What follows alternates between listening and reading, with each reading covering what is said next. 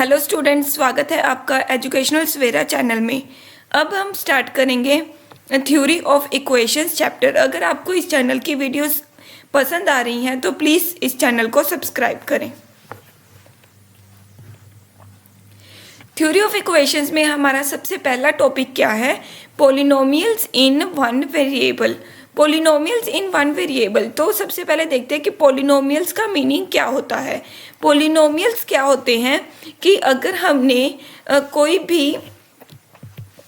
भी एक्सप्रेशन लिखना है वो किस फॉर्म में होना चाहिए?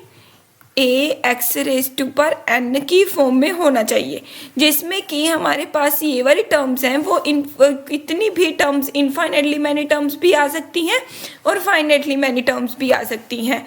फॉर एग्जांपल, अगर मेरे पास एक एक्सप्रेशन है x cube plus 2x square plus 3x plus 1, ठीक है, तो इसमें कितनी टर्म्स हैं? 4 टर्म्स हैं और सारे के सारे टर्म्स जो हैं वो किस फॉर्म में है? ए एक्स रेज टू पर एन की फॉर्म में है। मतलब कि ए क्या है? कांस्टेंट है और एक्स रेज टू पर एन, एन कोई भी नेचुरल नंबर है। यहाँ पे नेचुरल नंबर जरूरी है क्योंकि अगर एन जो है वो नेगेटिव नंबर हो गया तो एक्स किस में आएगा? डिवाइड में आएगा। लेकिन पॉलिनोमियल्स में हमेशा एक्स जो है वो कहाँ पे रहता है? न्यूमिनेटर में ही रहता है, तो उसको हम कहते हैं पॉलिनोमियल्स। अब वन वेरिएबल का क्या मीनिंग है कि इसमें सिर्फ एक ही वेरिएबल होना चाहिए। जैसे इसमें हमने सिर्फ x को यूज़ किया है। अगर सपोज मैंने ये स्टेटमेंट ऐसे लिखी, ठीक है, अब मैंने ये स्टेटमेंट ऐसे लिखी तो इसमें हमारे पास कितने वेरिएबल्स हैं? 2 वेरिएबल्स, x भी है और y भी है। ऐसे ही 3 वेरिएबल्स वाली भी हो सकती है, 4 वेरिएबल्स वाली भी हो सकती है। लेकिन यहाँ पे हम इंटरेस्टेड किस में है? 1 वेरिएबल की इक्वेशन में इंटरेस्टेड है। तो इसीलिए हम क्या लिखेंगे कि जो इक्वेशन होगी वो किस फॉर्म की होगी? इस फॉर्म की होगी जिसमें कि सारे x के टर्म्स में होंगे। अगर मैं इस इक्वेशन को जनरल वे में लिखूं तो जनरल वे में क्या होगा कि ये पॉलिनोमियल एक्सप्रेशन कैसे होगा कि a0 plus a1x a2x square plus a3x cube plus so on up to an जहाँ पे a0 a1 a2 a3 an जो हैं वो क्या है? कॉन्स्टेंट्स, और इनको हम क्या बोलते हैं? कोफिशिएंट्स। ये जैसे a1 हो गया कोफिशिएंट ऑफ x, ये हो गया coefficient of x square, a3 हो गया कोफिशिएंट ऑफ x क्यूब। मतलब कि जो चीज़ x क्यूब के आगे पड़ी है वो क्या हो गई? कोफिशिएंट। मान लो कि अगर हमारे पास x cube minus 2x square है तो ये वाला -2 क्या हो गया? हमारा कोफिशिएंट ऑफ x स्क्वायर कितना हो गया? -2। ऐसे ही अगर यहाँ पे देखें तो यहाँ पे कोफिशिएंट ऑफ x कितना है? Coefficient of x is equal to 3। तो ये जो जिस टर्म के साथ कोई भी x की पावर नहीं होती, मतलब कि x रेज़ टू पावर 0 होती है जिस टर्म के साथ, तो उसको हम बोलेंगे कांस्टेंट टर्म। तो ये क्या हो गई? Constant term. तो ये थी हमारी पॉलिनोमियल्स इन वन वेरिएबल की एक्सप्लेनेशन, ठीक है। तो अब हमारे पास जैसे अगर मान लो कि मेरे पास एक क्वेश्चन है x cube plus 2x square plus x plus 1, तो अगर मैं इसमें बोलूं कि मुझे x रेज़ टू पावर 4 का कोफिशिएंट बताओ, तो आप लोग बोलोगे कि इस टर्म में तो x रेज़ टू पावर 4 है ही नहीं, तो हम कैसे लिखेंगे? तो हम क्या करेंगे? x रेज़ टू पावर 4 के आगे हम क्या करेंगे? 0 से मल्टीप्लाई कर देंगे। तो 0 से मल्टीप्लाई करने से तो ये सारी टर्म तो 0 बन ही जाएगी। मतलब कि अगर हम इस एक्सप्रेशन में एक टर्म को ऐड कर दें 0 को, तो वो कोई फ़र्क नहीं पड़ेगा, और 0 के साथ कोई भी नंबर को मल्टीप्लाई करो तो वो क्या बनेगा? 0 ही बनेगा। तो 0 into X raise to power term हम यहाँ पे लिख सकते हैं। तो हमारे पास एक्स रेज़ टू पावर 4 का कोफिशिएंट क्या आया? 0 आया। मतलब कि जो हमें टर्म्स यहाँ पे दिख रही हैं, अगर उसके अलावा किसी टर्म का कोफिशिएंट हमें पूछ लिया तो हम क्या करेंगे कि इस टर्म का कोफिशिएंट क्या होगा? 0 होगा। ओके, अब हमारे पास इसी में नेक्स्ट क्या आता है कि रियल पॉलिनोमियल्स क्या होते हैं। अब रियल पॉलिनोमियल्स में डेफिनेशन से ही हमें सबसे पहला क्लू क्या मिल रहा है कि रियल वर्ड जो होता है वो किससे रिलेटेड होता है, रियल नंबर से रिलेटेड होता है। तो इससे हमें क्या पता चलता है कि रियल पॉलिनोमियल वो ही होगा जिसमें कि ये सारे के सारे कोफिशिएंट्स ए आई को मैंने जनरल वे में लिख लिया कि जो सारे के सारे कोफिशिएंट्स हैं वो क्या होने चाहिए, रियल नंबर्स होने चाहिए, चाहे वो रैशनल हो चाहे वो इरेशनल हो, लेकिन होना क्या चाहिए, वो रियल नंबर ही होना चाहिए। जैसे कि अगर इक्वेशन है x³ + 2x² + √3x + 1, तो यहाँ पे सारे के सारे कोफिशिएंट्स जो हैं वो क्या हैं, रियल नंबर्स हैं। तो इसीलिए ये क्या हो गया हमारा रियल पॉलिनोमियल। सिमिलरली हमें क्या पता है कि कॉम्प्लेक्स पॉलिनोमियल्स क्या होते हैं, जिसमें कि जो नंबर्स हैं वो किस में बिलोंग कर सकते हैं, कॉम्प्लेक्स नंबर्स में भी बिलोंग कर सकते हैं। अब कॉम्प्लेक्स नंबर्स में देखो जो रियल नंबर है वो क्या होता है, सबसेट ऑफ कॉम्प्लेक्स नंबर्स। तो कॉम्प्लेक्स नंबर्स में सारे रियल नंबर्स भी आएंगे और कॉम्प्लेक्स नंबर्स भी आएंगे। तो हम मेनली ऐसा कहेंगे कि अगर सारे के सारे कोफिशिएंट्स में से कोई एक कोफिशिएंट भी जो है वो इमेजिनरी मतलब कि प्योर कॉम्प्लेक्स नंबर हुआ, मतलब a + आयोटा b की फॉर्म में हुआ जिसमें b नॉन जीरो हुआ, तो हम बोलेंगे कि ये क्या हो जाएगा, कॉम्प्लेक्स पॉलिनोमियल हो जाएगा। ठीक है, जैसे कि अगर हमारे पास एग्जाम्पल है x³ + 3 iota x + x² - 2 iota. ठीक है, तो यहाँ पे हमारे पास जो दो कोफिशिएंट्स हैं, मतलब कि 3 आयोटा और एक कांस्टेंट टर्म जो है वो क्या है, कॉम्प्लेक्स नंबर्स से बिलोंग करती है। तो इसीलिए हमारे पास ये पॉलिनोमियल कौन से हो गए, कॉम्प्लेक्स पॉलिनोमियल्स हो गए। ठीक है, अब नेक्स्ट जो टाइप है वो क्या है, रैशनल एक्सप्रेशन। रैशनल एक्सप्रेशन क्या होता है कि अगर हमारे पास जो एक्सप्रेशन हो वो किस फॉर्म में हो, p(x) और q/q(x), मतलब कि एक पॉलिनोमियल एक्सप्रेशन जो हो वो न्यूमरेटर में हो और जो दूसरा पॉलिनोमियल एक्सप्रेशन हो वो किस में हो, डिनोमिनेटर में हो। तो हम बोलेंगे इस टाइप के एक्सप्रेशन को क्या बोलेंगे, रैशनल एक्सप्रेशन। इन सब को हम ब्रीफली बाद में डिस्कस करेंगे कि इन सब के जो रूट्स वगैरह है या फिर जो इन्फिनिटी के पॉइंट्स है वो कौन कौन से हैं, ये सब हम बाद में डिस्कस करेंगे। सबसे पहले हम देखते हैं कि रैशनल एक्सप्रेशन होता क्या है कि p(x) / q(x) किया तो हमारे पास ये क्या हो जाएगा, रैशनल एक्सप्रेशन हो जाएगा।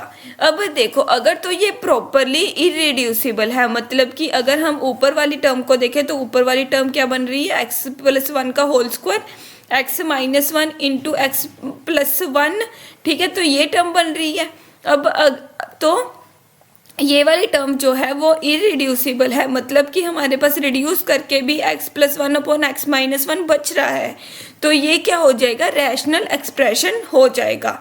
लेकिन अगर हमारे पास q(x) जो है वो कोई कांस्टेंट टर्म आ गई, जैसे x + 1/2 लिखा है, तो ये रैशनल एक्सप्रेशन नहीं होगा। इसको हम रिड्यूस करके क्या बना सकते हैं, x/2 + 1/2।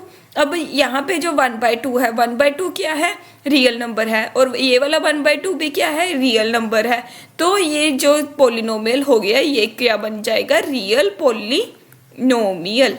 ठीक है, तो इससे हमें क्या पता चलता है कि जो सारे के सारे पॉलिनोमियल्स हैं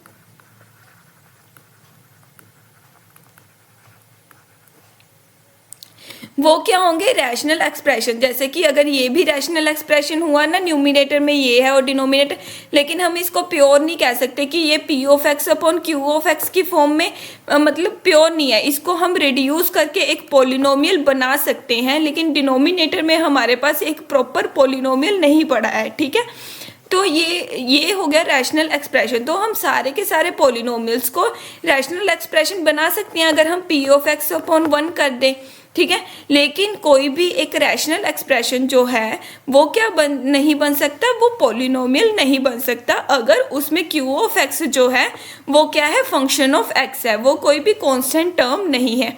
तो जो क्यू ऑफ एक्स है वो एक हमारा पॉलिनोमियल नहीं बन सकता जब तक वो है एक एक्स का फंक्शन है, वो कांस्टेंट टर्म नहीं है। तो इसीलिए हमारा क्या हो जाएगा कि पॉलिनोमियल्स रैशनल एक्सप्रेशन हो सकते हैं, लेकिन सारे रैशनल एक्सप्रेशंस पॉलिनोमियल नहीं हो सकते। अब नेक्स्ट है डिग्री ऑफ पॉलिनोमियल। ये डिग्री ऑफ पॉलिनोमियल जो होती है वो क्या होती है कि किसी भी एक्सप्रेशन में जो हाईएस्ट पावर ऑफ एक्स होती है वो क्या होती है, डिग्री ऑफ पॉलिनोमियल। जैसे कि अगर x cube plus x square plus x plus 1 है तो इसमें हाईएस्ट पावर कौन सी है, एक्स क्यूब है, तो इसकी डिग्री क्या होगी, 3 होगी।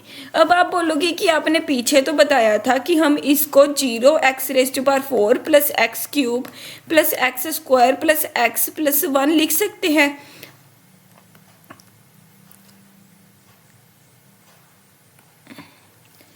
0x⁴ plus x cube plus x square plus x plus 1 लिख सकते हैं।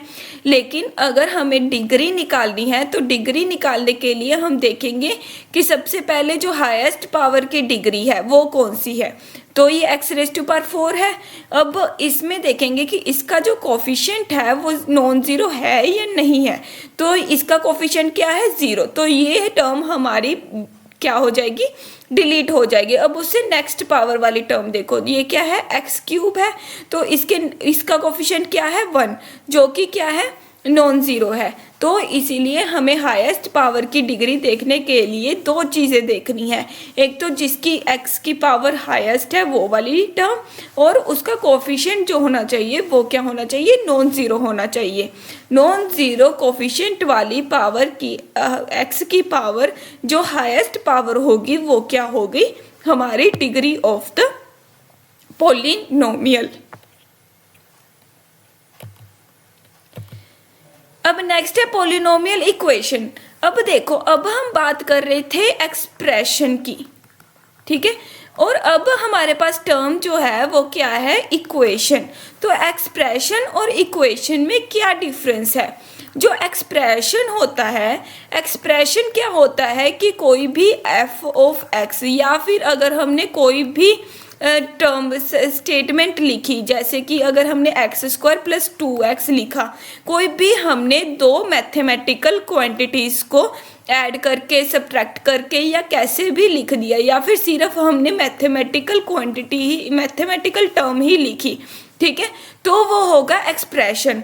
लेकिन जब उसके साथ हमने इक्वल टू करके कोई नंबर लिख दिया या कोई इक्वेशन बना दी है, जैसे x² इक्वल टू 1 लिख दिया या x² is equal to 5x लिख दिया, तो ये हो जाएगी हमारे पास इक्वेशन। इक्वेशन के नाम से ही पता चलता है कि इक्वू वर्ड आ रहा है ना, तो इक्वू वर्ड को हम लगाएंगे इक्वल के साथ। तो अगर हमारे पास किसी में इक्वल टू साइन आ रहा है तो इक्वल टू साइन करके हमारे पास लेफ्ट हैंड साइड और राइट हैंड साइड दोनों लिखी हुई है, तो वो क्या होगा, हमारा इक्वेशन होगा। और अगर हमारे पास कोई भी इक्वल टू साइन नहीं है, सिंपल हमारे पास सम ऑफ मैथमेटिकल टर्म्स पढ़ा है या सब्ट्रैक्शन या कोई भी मैथमेटिकल टर्म ही पढ़ी है, तो वो क्या होगी, हमारी एक्सप्रेशन। तो ये था डिफरेंस एक्सप्रेशन और इक्वेशन में। ये बहुत ही इंपॉर्टेंट टर्म्स होती हैं मैथ्स की, आप गलती मत करना कि कहीं भी इक्वेशन लिखी है और आप उसको बोल रहे हो कि ये एक्सप्रेशन है, नहीं। तो एक्सप्रेशन अलग होता है और इक्वेशन क्या होती है, अलग होती है। तो अभी इसी तरह से हमने क्या पढ़नी है, पॉलिनोमियल इक्वेशन। अब ये देखो, ये था हमारा पॉलिनोमियल p ऑफ x, तो इसको हमने इक्वल टू करके 0 लिख दिया, मतलब कि ये पूरी की पूरी हमने क्या बना दी, एक इक्वेशन बना दी, एक्सप्रेशन से क्या बना दिया, इक्वेशन बना दी। तो ये हो गया हमारा पॉलिनोमियल इक्वेशन। अगर हम जनरल वे में लिखे तो जनरल वे में पॉलिनोमियल क्या था, ये सारी टर्म्स, और इसको इक्वल टू करके 0 लिख दिया, तो हमारे पास क्या बन गया, पॉलिनोमियल इक्वेशन। इसमें हमारे पास कुछ टर्म्स आती हैं जो कि है एक linear polynomial. Linear polynomial equation क्या होती है? लीनियर के मतलब से पता चल रहा है कि लीनियर का मतलब होता है लाइन, लाइन का मतलब होता है सिर्फ एक। तो ये जो लीनियर वर्ड होता है, लीनियर वर्ड किससे रिलेटेड होता है? मैथ्स में 1 से रिलेटेड होता है। तो 1 का मतलब क्या है कि इस इक्वेशन की जो डिग्री होगी, डिग्री क्या होगी? 1 होगी। तो एक इक्वेशन की डिग्री 1 होने का मतलब क्या है कि वो इक्वेशन किस टाइप की होगी? a plus a1x is equal to 0। तो ये क्या हो गया हमारा? Linear polynomial in 1 variable. ठीक है, तो a प्लस a1x क्या हो गया? इज इक्वल टू 0 क्या हो गया? लीनियर पॉलिनोमियल इन 1 वेरिएबल, क्योंकि इसकी डिग्री क्या है? 1। ऐसे ही नेक्स्ट जो आता है, नेक्स्ट क्या है? क्वाड्रेटिक। क्वाड्रेटिक वर्ड जो होता है वो क्या होती है कि इस इक्वेशन की डिग्री क्या है? 2 डिग्री है। तो क्वाड्रेटिक का मतलब क्या है कि डिग्री क्या है? 2। तो इसका मतलब क्या हो गया कि ये इक्वेशन किस फॉर्म की होगी? a0 plus a1x plus a2x square is equal to 0। मतलब कि इसमें कितनी टर्म्स हो सकती है? Maximum 3 terms, a0, a1, a2। जहाँ पे a2 जो है वो हमें जरूरी लिखना है कि a2 जो है वो क्या है? Non zero. और a1 जो है वो क्या है? Non zero. क्योंकि अगर देखो, अगर a2 को ही मैं 0 ले लूँ तो हमारे पास क्या बनेगा? 3 प्लस 5x। तो ये वाली टर्म बन गई। अब इसकी डिग्री क्या होगी? इसकी डिग्री 2 तो नहीं रहेगी ना, क्योंकि 2 के जो सेकंड टर्म थी वो उसका कोफिशिएंट क्या था? 0। इसकी डिग्री क्या होगी? इसकी डिग्री होगी 1। तो इसकी डिग्री 1 होने का मतलब क्या है कि ये वाली जो इक्वेशन होगी वो क्या होगी? लीनियर इक्वेशन होगी, ये क्वाड्रेटिक इक्वेशन नहीं होगी। अगर मैं सिर्फ 3 लिखूँ तो 3 जो होगा वो सिर्फ क्या होगा? कांस्टेंट होगा, एक कांस्टेंट नंबर होगा। ये लीनियर एक्सप्रेशन नहीं होगा। अब एक कांस्टेंट नंबर जो है वो इक्वल टू 0 हो नहीं सकता। तो इसीलिए हमने पॉलिनोमियल इक्वेशन में जो 0 डिग्री वाली है उसकी बात नहीं की। 0 डिग्री में क्या होगा? a0 इज इक्वल टू 0 होगा। तो मतलब कि a0 की वैल्यू हमेशा 0 ही होगी। तो इसकी हमने बात नहीं की। हम क्या करेंगे? हम सिर्फ लीनियर क्वाड्रेटिक इनकी बात करेंगे। ठीक है, तो यहाँ पे हमने 3 plus 5x is equal to 0 अगर इक्वेशन बनाई तो ये क्या हो जाएगी? Linear equation. और अगर 3 plus 5x plus x square equation बनाई तो ये क्या हो जाएगी? Quadratic equation. ऐसे ही अब क्यूबिक का मतलब क्या होता है? क्यूब। क्यूबिक का मतलब होता है डिग्री 3। तो डिग्री 3 वाली इक्वेशन कौन सी हो जाएगी? जिसमें a0 plus a1x plus a2x square plus a3x cube तक के टर्म्स हों और जो हमारा a3 है वो क्या हो? नॉन ज़ीरो हो। तो ये क्या हो जाएगी? Cubic equation. जैसे कि अगर हमारे पास इक्वेशन है कोई x³ plus 3x square is equal to 0, इसमें हमारे पास हाईएस्ट टर्म क्या है? 3। तो हमारे पास ये इक्वेशन क्या बन गई? Cubic equation. अब नेक्स्ट है,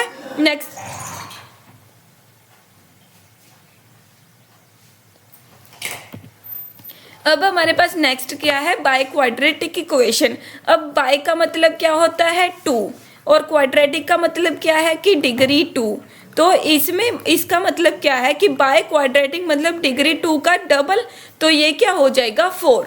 मतलब कि बाय क्वाड्रेटिक इक्वेशन कौन सी होगी? जिसकी डिग्री क्या होगी? 4 डिग्री होगी।